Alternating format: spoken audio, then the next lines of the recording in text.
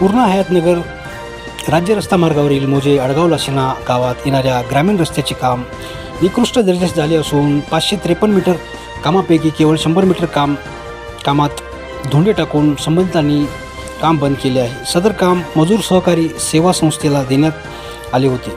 ही संस्था काम करत नसून पावसाळ्यात पूर्ण रस्त्यावर मोठमोठे खड्डे पडले असून संपूर्ण रस्ता चिखलमय झाला आहे.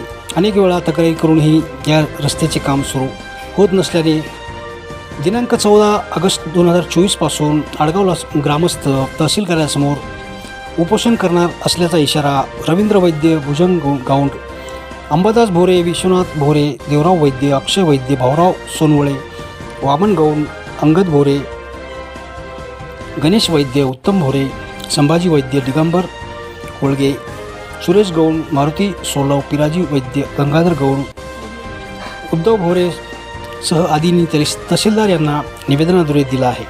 काम पूर्ण होईपर्यंत उपोषण सोडणार नसल्याची भावना यावेळी बोलून दाखवण्यात आली.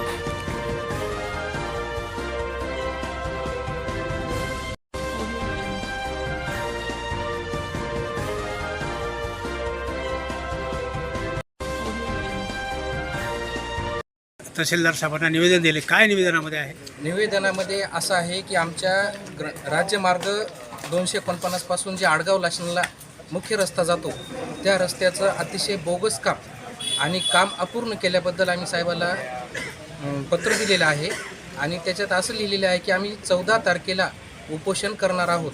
त्याच्या अगोदर तोडगा निघाला तर ठीक आहे.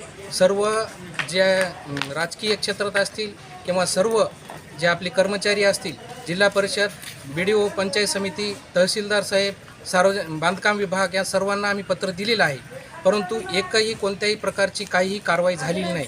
त्यामुळं हा शेवटचा पर्याय म्हणून आम्ही 14 तारखेला उपोषणाचा इशारा साहेबांकडे या पत्राद्वारे देत आहोत. कोण आहेत गुत्तेदार?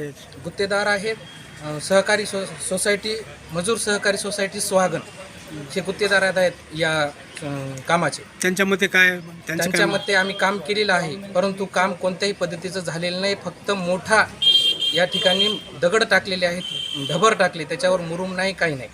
आणि आता सध्या खूप बिकट परिस्थिती आहे. गावाला वाहतुकीला रस्ता नाही आहे.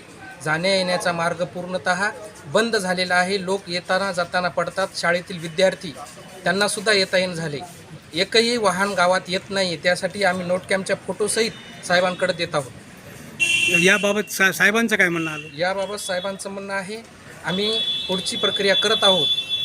त्यानंतर अगोदर तोडगा निघाला असं आश्वासन दिले, परंतु जर नाही याच्यात तोडगा निघाला तर आम्ही 14 तारखेला उपोषणाला बसणार आहोत. धन्यवाद.